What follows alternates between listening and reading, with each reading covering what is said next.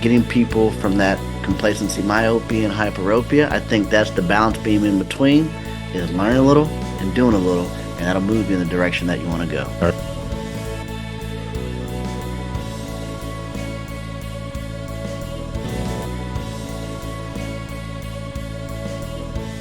Hey, Uncommon Leaders, welcome back. This is the Uncommon Leader Podcast. I'm your host, John Gallagher. I got to tell you, today may be the event of the year in terms of the podcast. I've got with me a member of the Maxwell leadership team, Executive Vice President Chris Robinson, who's written a book recently that came out, and I have dove all through it, called From Drift to Drive. We're going to have a conversation about that book today, and you can see the sticky notes that go through there. But I got to tell you, Chris is one of those guys that as we get started, he's one that I've followed for a long time. Not only is he executive vice president for the organization, he's a certified speaker, he's a trainer, and he's a coach with the Maxwell leadership team. He's worked with organizations from Fortune 500 companies all the way down to entrepreneurs. So he's speaking directly to you today, and I am excited about that conversation. Chris, welcome to the Uncommon Leader Podcast. So great to have you here. How you doing? Hey, man, John, I'm doing outstanding. Thanks so much for having me on today. And my goodness, when you say that you dove into that book, when you showed the sticky notes inside there, oh my goodness, you have been inside this book. Oh, yeah. Well, we're going to talk about how you crush a book later as well, because I love that inside of the book, how you talked about your story. So that's going to be really good. But look, let's jump right into the topic of the book, From Drift to Drive. Yeah. And one of the things that you say right off the bat, the biggest problem, and I believe this too, it's something that I teach every day in my coaching and consulting with organizations that we face today, is underperformance. Yeah. And you've identified the cause of that underperformance to be complacency. Yeah. So tell me the story that got to that, who you wrote this book for here today. Yeah, this book was written for high achievers. I mean, I love this book. I love this topic of, overcoming underperformance. And I mean, I literally got goosebumps when you said that, because every single time I talk about this book, even though it's been written and released and everything, like, I'm so excited and so passionate about it, because this is really what wakes me up at night to go, man, how can I help somebody get better today? How can I help somebody that is feeling stuck, or somebody that is doing well, but they're just kind of going through the motions, and this topic is it. But we started, trying to help people with underperformance was my original goal for the book. I'm going, man, I just really want to help people perform better in their life. But as we begin to kick around the concept, we begin to talk about what's really the root cause of underperformance. And if we look at the root cause, we kept coming back to this word complacency. Now, I know that most people, when they listen to the word complacency, they go, well, Chris, I'm busy. I'm not complacent at all, because they really assign the word complacency to laziness or apathy, but it couldn't be further from the truth. Complacency actually creeps in areas that we have success. And so the way that I define and redefine complacency inside the book is that I call complacency a secret place of satisfactory success. Now, when you think about that, those places where we've done the work, we've put in the grind, we've done the thing to get good at it, and then over time, what's happened is we've said, hey, that's okay, it's good enough, there's no pain there, there's no push there, it's just right. But if you also go back to the original meaning of the word complacency, the origin meaning is careless security. Now think about that, John. Think about careless security, meaning that where is it that you feel secure in your life that you're being careless with? And so when we begin to talk about those things, when we begin to talk about that, I begin to look at my life going, man, where are these secret places of satisfactory success in my marriage, in my health, in my spiritual journey, in my career, and where am I being careless? And oh my goodness, complacency start to pop up in my life like whack-a-mole because of this new awareness. And I want to help people stomp this out. Chris, I think if they're right at the very end, look, you mentioned chills and things like that. It's just the recording that I play back from different clients all the time. But use that word awareness. I'll have individuals that I'll talk about, you have an assessment inside of your book, and I think folks should go out, and we'll put the link to the assessment in the show notes as well. But ultimately I ask folks, so where you are on a scale of 1 to 5. 1 is you're a horrible leader, 5 is you couldn't be better, and you're done in your business. And a lot of times folks will be there in the 4 or 5 range in terms of that. And if they're really being honest, what we really are looking for, I believe, again, you mentioned all these different areas of our lives, are those folks who are aware and can say, I'm at a 2 or a 3. I'm Right. actually doing pretty good, but I know I can do better. Those are Right. the ones that I think you wrote the book for, because that awareness is so important. And many of Yeah. them are not aware of it yet. And That's you correct. think about that, you have to deal with all kinds. How do you help make them aware as to where Right. they are on that journey, that they really are complacent? They don't believe it yet. Right. Yeah. Well, and again, especially if you have success outwardly, all right, it makes it very difficult when things are going well in life. It makes it very difficult to say and admit that, hey, I'm not doing very good in that, or that I'm being complacent in this particular area. So I'll give you an example of that, that I share inside the book. And what was really a wake up call for me was that I went on a trip to Cambodia with John Maxwell. And it's really kind of a speaker's dream. I mean, there was two people on the agenda. It was John Maxwell, Chris Robinson, and we're speaking for about 2,500 people at this event. I prepared for it like I did, and even before the event, I got a chance to do something that I had never done before. As I walk into the president of Cambodia's office with John Maxwell, we get to sit down and meet the president of a country. And I'm going, oh my goodness, things are going good. I mean, I'm taking pictures with the president of a country, with me and John Maxwell. I'm speaking in front of 2,500 people. I go and I deliver this talk, John, and I delivered the talk well, but after the talk, I sit down with John and I say, John, hey, give me some feedback. Now, again, I'm getting a perspective from one of the top 1% of the 1% Right. communicators on the planet. I said, John, give me some feedback on my talk today. And he obliged me and he gave me a list. I mean, John, it started with 1, 2, 3, all the way down to 9 and 10. And then the table, there's about 4 or 5 other people there. They somehow mistaken this for a brainstorming session. Everybody's just kicking in, all the different things I could do to change. And I went back that night and I looked at that list of things I was told that I should be doing in this presentation. Now, I'd given, thousands of presentations. I speak every single week over the past 15 years.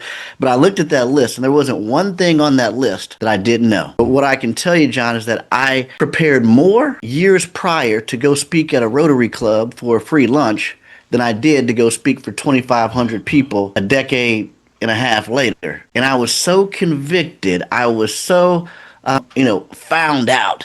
And again, I delivered well to the average ear, but to the best of the best, there was such a large gap of what I could do right. I said, oh my goodness, that's complacency. It was careless security. This was an area that outwardly it looks good. Outwardly, things are well. Outwardly, I can bypass the average ear. But when I was among the best, there was still this large gap to do. And he knew that, and I knew that. And so what this book is really about is not pulling you towards your good, but pulling you towards your potential, which is your greatness. Chris, you're talking to me, man, as well. Absolutely. Isn't it? By the way, that's what made this book so sticky note for me as well. I was like, oh my gosh, he's talking to me. Like, I'm trying to teach it on a regular basis about complacency and about underperformance. And here I am finding some of these examples. I'm like, oh man. I mean, inside of the assessment, I'm answering these questions. I'm going back. And as I went through the book, it kept confirming what I did on the assessment. So folks, this is what I love about the book. It's packed full of stories as to how Chris has been impacted, how others have been impacted, but it also takes you on a journey as to how you can fix it. You talk about the 7 steps basically, and it's a cycle to overcome that problem. You start out with clarity, you finish out with evaluation, and so many things in between. And we don't have a chance to talk about all 7 of those going through there. But I'll tell you, let me point the arrow right at myself and talk about that first one in clarity. You had a term you called complacency, myopia. If you find all kinds of motivation for gathering gear, organizing your office, geeking out on the minutia, but find yourself stalling out when it comes to being able to do something about it, that would be complacency, myopia. And here I'd look around my office. I'm like, goodness gracious, here I am. And, get the recording button I've not been able to hit because I want perfect in terms of video podcasts and things like that. Yep. Tell me more about where you had that in your life, okay? And were able to overcome it. Right. Well, I run between, complacency, myopia, and hyperopia. So my wife, hyperopia is the other side of it, meaning that, hey, you got this big far vision and you have no idea how to get there, so you do nothing. And so I lean more towards the sides of myopia. I mean that I love to stay busy. Like I have to be doing something at all times. But then I've got to look up up and go, well, where am I going? Where am I going? And so it's that reset and really bringing that 2020 vision together of, okay, where am I going? And then what's the next easiest step to move in the direction of where I want to go? And I think that gives them fulfillment, but they don't know where they're going. So it's getting that, where do I want to go? And what's the next easiest step that I know that I can take to move towards that? But I've done it both ways, John. I've been very busy going nowhere. I've been very, vision oriented and go nowhere. But you got to find that in between so that you're making those steps moving towards it. Yeah. Oh, so good. So good.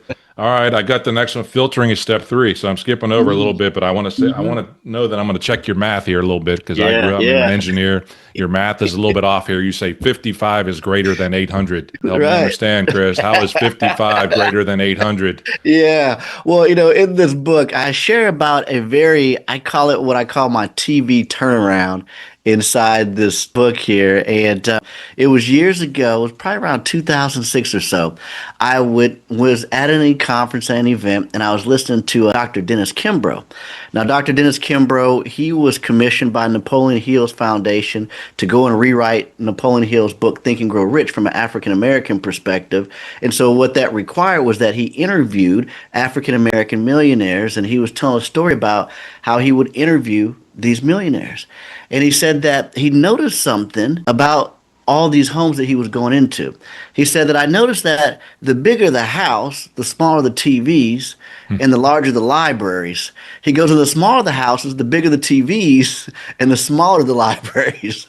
And I sat there inside that moment, John, just sweating profusely because I had a 55-inch TV in an 800 square foot apartment that you had to take the back off to get it into the place.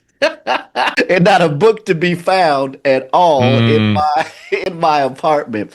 But I knew in that moment I began to sweat and go, man, something has to change. And so in that moment of my life, that 55 inches was greater than the 800 square feet that I was living in because that was the dominant thing inside the home. And so when I made that switch and I began to, get books at one point in time, John, there was a 7-year time period where I didn't even have a TV in my home. I was so hyper focused on learning, reading, growing for 7 years.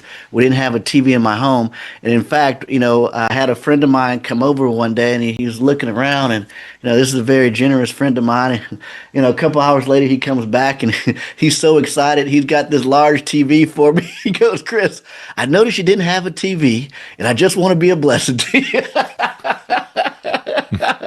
And I love him. And, so we graciously accepted the TV at that time. But that was highly intentional that I was wanting my library to be bigger than my circumstances. That is so good. And I so appreciate that as just, again, the different stories.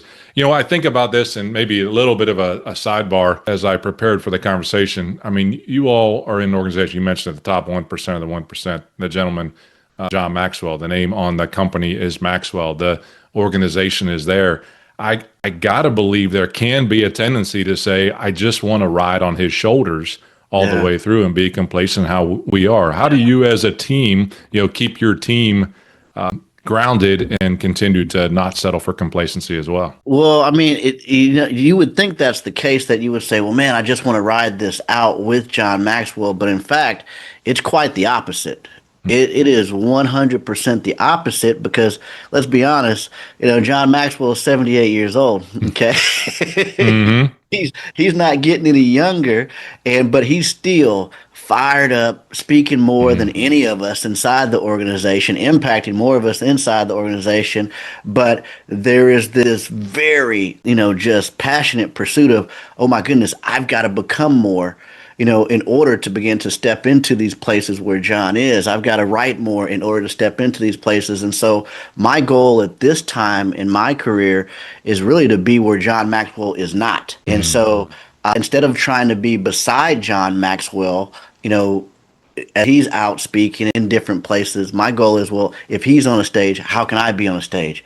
Just like today, he's at an event today. I'm here today. He's going to some place. I'm going to be in Asia, in the next 2 days. And then eventually, there's an event that we'll speak at together in Asia, but it's where can I go to impact people where he's not? And so we've really taken an opposite look at that, at least from my perspective. And what I'm trying to do is that I need to be in places that he's not. Love that. Are you tired of being tired? I know I was. That's when I was glad to find Own It Coaching. Now my resting heart rate's down 20%. Sleep quality up 300%. I just ran my first Spartan race at age 56. I feel better than I ever have. So if you're ready to stop settling and start owning your own health, go to CoachJohnGallagher.com/own it and set up a free call with the Own It coaching team. That's CoachJohnGallagher.com/own it. Now, let's get back to the episode of that. And again, I recognize that. I think about that often. I mean, just the challenges of an organization like that for you and Mark Cole and Chris and all the team members that are there really trying to make that happen and keep that going. So cool. I feel like I'm jumping around a little bit because I think there's so many things inside of the book. The one that I hung on, the step that I really dove deep into was step number 5, and that's relationships, and which makes sense for me in terms of how I coach and how I work with teams as a consultant as well. But you mentioned getting in the right rooms. What do you mean by getting in the right rooms? You said the right rooms have bigger windows inside of the book, but where is that for you? And again, how did you get in the right rooms to grow to where you are today?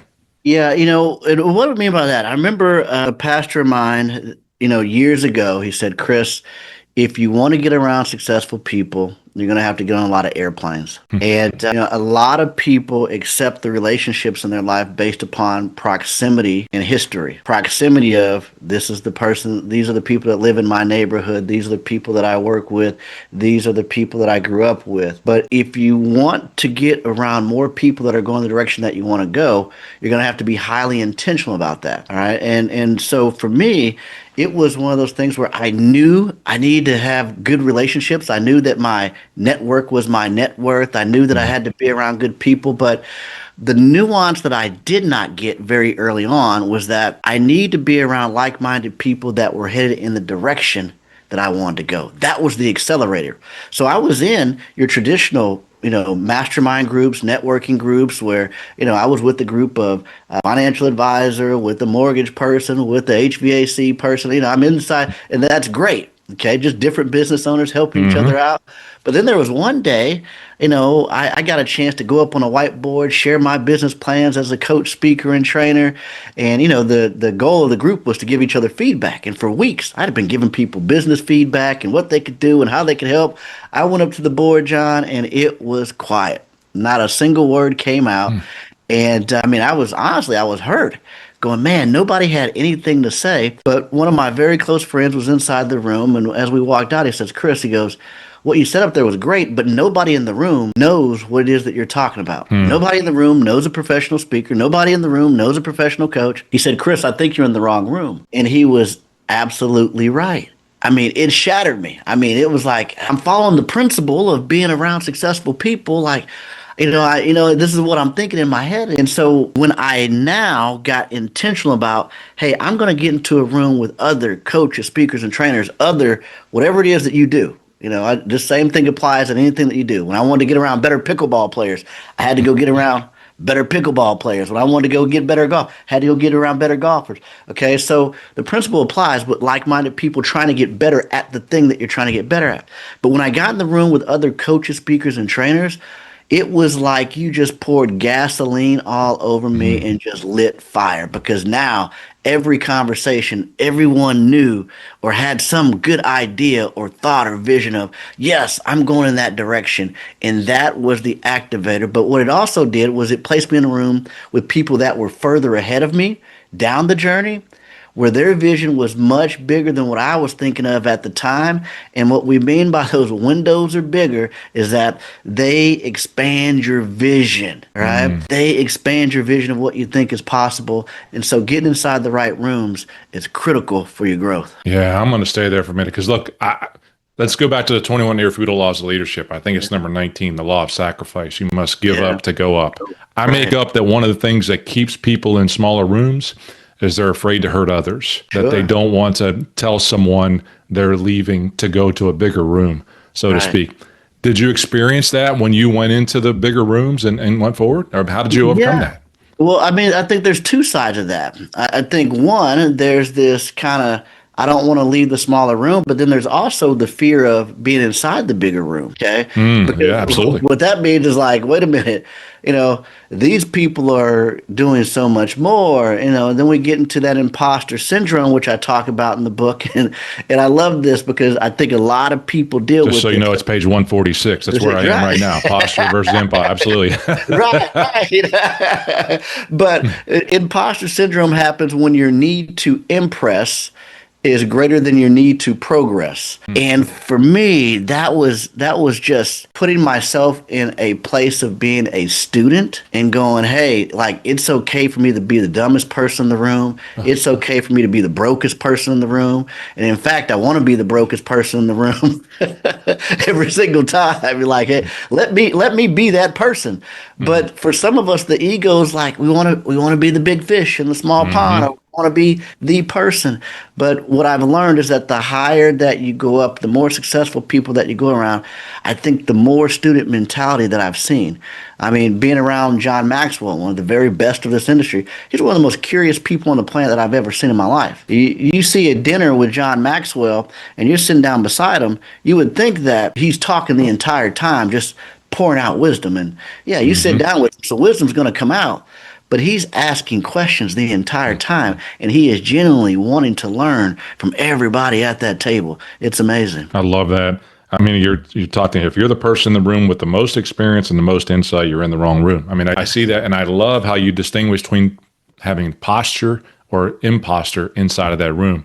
You can add value, and this is really about, and this is something that, look, I've been facing recently as well, is that, I belong in that room. Versus, to your point, the negative side of saying, man, I don't know if I belong here or not, kind of thing. I think there's power in that. Chris, I'm going to have one more thing, and then I'll have some fun questions too from the book. Step 7, evaluating. I love that. So if you can evaluate your performance ultimately as you go through that, I love that it's a picture of a cycle that you start over again. Folks, you got to get this book because there's more and more inside of it. But there's a statement you had in the evaluation chapter that really hit me hard. It says, one of the most caring and compassionate things you can do for a person is to tell them the truth, particularly when you see something that is taking them away from the life they desire. Now, that's scriptural as well. Proverbs 27:6, you list in there, faithful are the wounds of a friend, but the kisses of an enemy are deceitful. So it reminds me a lot of that performance review you got after that presentation, that John poured truth into you. They might have been wounds at the time, but you took the perspective of going to get better. How do we care enough about a person to deliver truth with love and compassion so that they can continue to grow? Yeah, well, one, the person has to be open and available. Again, if we go back to that word awareness, they have to be aware that, hey, I still need to learn and grow in this area. And to be honest, when I asked John for that feedback that day, I was looking for feedback, and I was placing myself in an open position to go, hey, what can I learn? Because I hadn't spoken in front of him probably in, maybe it was around 3 or 4 months at that time, and so he hadn't seen me, so I thought, okay, hey, let me get some feedback here. But I think that we have to be careful too, because if you go back to that, the kisses of an enemy. And after I delivered that talk, there was a long line of people that told me how awesome it was. Oh, yeah. Okay. And again, not that they were wrong or not that they did anything, but I could have just received that, sat down at dinner and went, oh man, I did great. I'm awesome. Right. But it was having that openness, but having the right people give me feedback. And I knew that the people at the table, they loved me and that they were giving me feedback that was only going to help me. It's very hard, one, for people to admit that they need help, and two, for them to have the right type of feedback. And so, receiving it, you've got to be open, you've got to be aware. To give it, you got to make sure that person is open and aware, because sometimes people just don't want it. They just don't want it. So good. That is so good, Chris. I mean, there's again, stories myself. Again, you're throwing those things at me again. in the past week that have been that someone's poured truth into me and held me to another level. I go back to that word complacency, and I throw my faith into it. We were not called to be good enough. We were not called to be okay with our success. We were called to greatness. And I think, that's something that if we obviously as leaders, as coaches, as mentors, can make folks aware of what's possible in terms of their potential, it can be so powerful. And, as brothers in Christ and as Christians, it's our obligation to do that as well in terms of how we're living our lives. So I so appreciate how you have done that. So good.